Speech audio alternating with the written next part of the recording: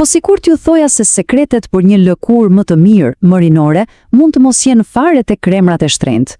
Po sikur t'ishin në pjatën tonë, në domën e gjumit, apo edhe në palestër. E po, pikërisht për këtë do të flasim sot. Do të zbulojmë shkencën, shpesh befasuese, që fshihet pas kësaj ideje. Pra, pyetja që shtrohet është kjo: a mundemi vërtet të ham, të flem dhe të stërvitemi për një lëkurë më të mirë? A ka mundësi që stili ynë i jetesës të ndryshojë biologjinë e lëkurës? Përgjigjja është një po e prerë dhe e fuqishme, dhe shkenca që e mbështet këtë është sinqerisht magjepse. Dhe jo, nuk po flasim për këshillat e zakonshme që dëgjojmë kudo.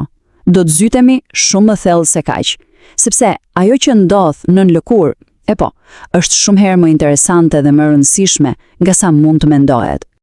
Por para se të flasim për zgjidhjet, duhet të kuptojmë saktësisht se me çfarë po përballemi.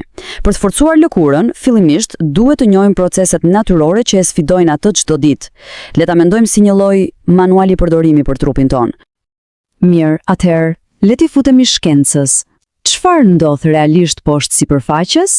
Kjo është pjesa e parë e analizës sonë, shkenca e plakjes së lëkurës dhe njohja me armiqtë e brendshëm. Gjithçka fillon me një fjalë kyçe: kolagjeni. Mendojeni kolagjenin si skeletin e një ndërtese. Ai i jep lëkurës strukturën, forcinë, e mban atë të tendosur dhe elastike. Është arsyeja kryesore për atë pamjen e plotë rinore. Dhe, siç ndodh me çdo skelet, kur ai fillon të dobësohet, e gjithë struktura fillon të lëkundet. E po, ja ku nis edhe sfida e vërtet. Pasi kalojmë mesin e T20-ave, trupi ynë fillon të prodhojë rreth 1% më pak kolagjen çdo vit. Duket pak apo jo, por është një rënje e ngadaltë e pandalshme. Dhe pikërisht këtu, në këtë 1%, qëndron mundësia jonë për të bërë një ndryshim të madh. Okej, pra nuk është vetëm rënje natyrale. Janë 4 procese kryesore që e sulmojnë kolagjenin ton. E para, glikimi. Imagjinoni sheqerin që ngurtëson fijet e kolagjenit, si ti karamelizonte, duke i bërë më të brishta. E dyta, stresi oksidativ. Ky është dëmtimi i qelizave nga gjëra si ndotja, ushqimet e përpunuara, dielli. E treta, inflamacioni kronik. Mendojeni si një zjarr i vogël që digjet vazhdimisht në lëkurë dhe dobëson gjithçka. Dhe e fundit, shkurtimi i telomerëve. Këta janë si kapakët mbrojtës të ADN-son, dhe kur ata konsumohen, plakja e qelizave përshpejtohet. Tani, lajmi i mirë është se ne kemi ndikim të këtë 4 procese. Le të shohim saktësisht si. Mirë, pasi i identifikuam armiqt, si luftojmë ata? E po, arma jonë e parë dhe ndoshta më e fuqishmja gjendet në kuzhinë. Kjo na sjell direkt te shtylla e parë, të ushqesh për elasticitet, ose siç mund ta quajmë më thjesht, si të luftojmë me pirun. Në thelb, çdo ditë, në çdo vakt, pjata jonë ka 2 anë. Në njërin anë janë vrasit e kolagjenit, sheqeri, ushqimet e përpunuara, ato të fërguara, ju e dini listën. Në anën tjetër janë heronjt, ushqimet që e ndërtojnë, e mbrojnë dhe e forcojnë kolagjenin. Çdo vakt është një zgjedhje mes këtyre 2 anëve. Le t'i shohim pak më konkretisht këta heronj. Për shembull, vitamina C nuk është thjesht për imunitetin, është absolutisht thelbësore për të krijuar kolagjen të ri. Pa të, procesi thjesht nuk ndodh. Pastaj kemi omega-3-shin.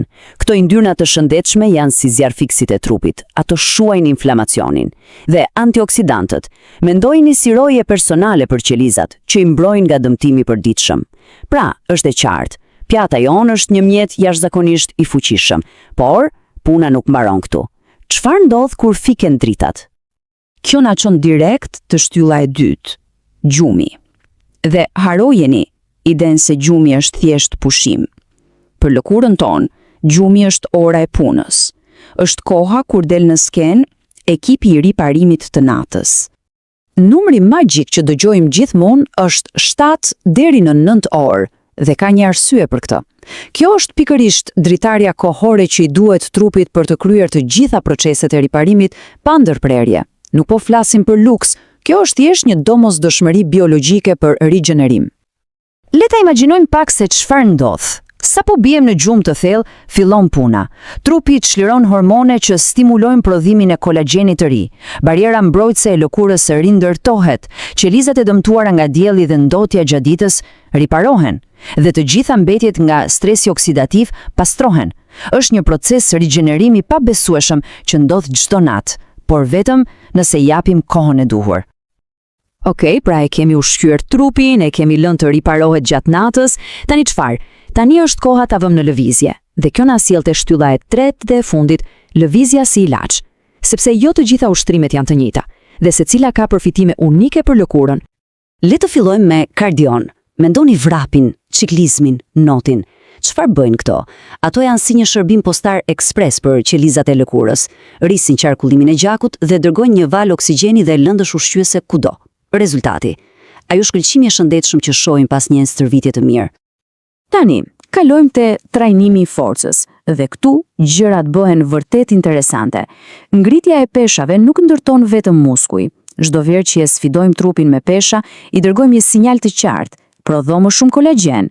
Rezultati final: lëkura bëhet fizikisht më e trash, më e fortë, duke luftuar drejt për drejt hollimin që vjen me kalimin e kohës. Edhe sigurisht, nuk mund të lëmë mënjan lidhjen mendje-trup. Yoga dhe pilates bëjnë diçka tjetër thelbësore. Ato ulin kortizolin, hormonin e stresit. Dhe pse ka rëndësi kjo? Sepse kortizoli është një shkatrues i njohur i kolagjenit. Pra, ekuacioni është i thjeshtë: më pak stres, më shumë kolagjen. Dhe kjo nuk është thjesht një ide. Shkenca e mbështet. Ky citim nga një studim e thot qartë: trajnimi i rezistencës, pra me pesha, rrit trashësinë e dermës, stresës së mesme të lëkurës. Një lëkurë më e trash është më e shëndetshme, më e fortë dhe më rezistente. Ky është një përfitim i matshëm dhe tepër i rëndësishëm. Pra, i kemi parë të treja: ushqimin, gjumin, stërvitjen. Secila është e fuqishme më vete. Por magjia e vërtet, ndryshimi real, ndodh kur i lidhim të gjitha bashk. Dhe kjo na sjell te plani i përgjithshëm, te mënyra si të integrojmë të gjitha këto. Atëherë, si duket një rutinë e tillë? Është shumë më e thjeshtë nga sa tingëllon. Së pari, ushqejmë trupin me ushqime të plota, të pasura me vitamin C, omega 3, antioksidant. Së dyti, i japim përparësi absolute gjumit, 7 deri në orë, për atë riparimin e natës. Së treti, krijojmë një rutinë lëvizje të ekuilibruar me pak kardio dhe pak trajnim force, dhe sigurisht i mbështesim të gjitha këto me hidratim të mjaftueshëm dhe mbrojtje nga dielli. Nuk është një listë gjatë detyrash për t'i bërë check, është një strategji për të ndërtuar themele më të forta për shëndetin në plan afat gjatë.